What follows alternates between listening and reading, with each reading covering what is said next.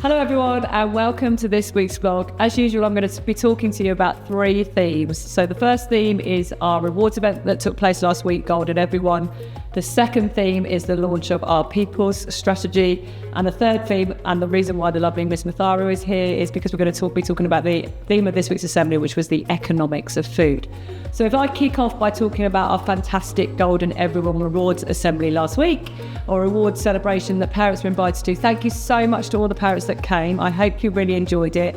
Any feedback is always welcome. It's really important to me that when we put on events like this, and we really get engagement from our parents, because when parents support young people in their progress and their celebrations and all that they've achieved, it really makes a massive difference. And I could see, although some of the children were nervous when they came off the stage, I could see how much it meant to them to have their parents there at that event. It was also incredibly special to have a former student at that event, and he gave a fantastic speech to motivate the young people. There were some students who received awards for the last academic year who weren't able to attend for various reasons. We'll find a way to present them, but also if parents get invited to these events, please do come along, because like I said, it does mean an awful lot to the young people when you are involved in the fantastic things that they've achieved. And just linked to that, we're coming to the end of a half term. You know how much we value rewarding students at this school. Every single assembly I go to, they're given all of the various ways they can receive rewards, whether that's from simple things like getting the character credits, to our new star behaviours which students get for every lesson, to whether that's the bigger things like the party with the principal, the end of term tea party. I know every year group is getting a half term awards celebration if they're the tutee of the term for that half term, so that will happen next week as well. So please ask the young people about how they're being rewarded, and please join in whenever you can with celebrating that. The second thing I wanted to talk to you about was our people strategy and how that links to EDI, which is equity, diversity and inclusion. By sending your child to Uxbridge High School, you are sending them to a community which has amazing diversity. All of the protected characteristics that are featured in the Policies Act 2010 are represented in our school, but that's both in the staff body and the student body. And in light of that, we've launched a people strategy which genuinely encourages people to come and work at our fantastic school, and the amazing staff that already work here, what we can do to encourage them to make sure they feel that this is a place where not just they can be here to work, but they can really thrive and grow and develop.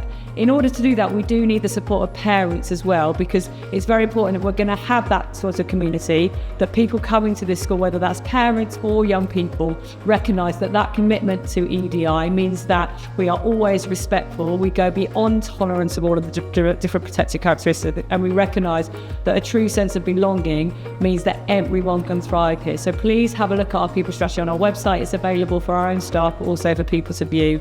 And in addition to that, if you know any amazing people who would like to come and work at the school, please look at the recruitment section, because we're always looking for golden standard people to join us at this fantastic school, because it adds value. So that's it from me for this week. Let's hand over to Miss Matharu now to talk about the economics of food.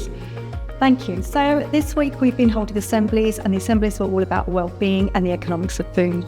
This is about giving students an understanding of where do they actually source their goods and services, trying to encourage students to think about buying more locally, think about the independent businesses, think about the farmers, think about trying to look at ways to bring money back into your own local economy. So the 2 subjects that we teach mostly are business studies and economics. They're both taught from year 10. Business studies is all about how businesses actually run, looking at 4 functional areas: marketing, operations, human resources and finance, and showing students the importance of how those 4 are linked together to make businesses successful. We also teach economics. Economics is a subject which shows students about how markets work and the importance of the consumer, supplier, producer and the end consumer who's going to actually have those products, and thinking about how we can try and find ways to try and make sure that our economy thrives as well as possible. So we have basically got a couple of clubs that we run, which we find really beneficial. The first one that I find most interesting is the Finance Club. Now, the Finance Club is one which shows students about how they should be thinking in an early stage about how they can look at money work even further.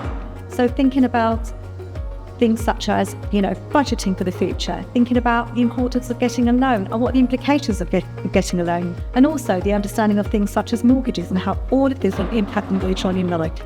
The other club that we run, which is very competitive and one that most students really enjoy coming to, is the Tenner Challenge.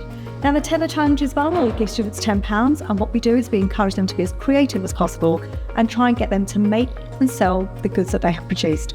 So with this, we try and encourage them to try and increase their investment, and most of the time they do way and above over their original investment and end up making a profit, which we can try and encourage them to donate to charity, but we don't need to actually encourage them. They do this themselves.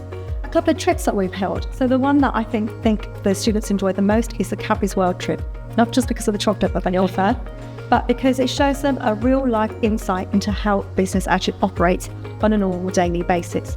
So these are just some things that we do in business. Thank you.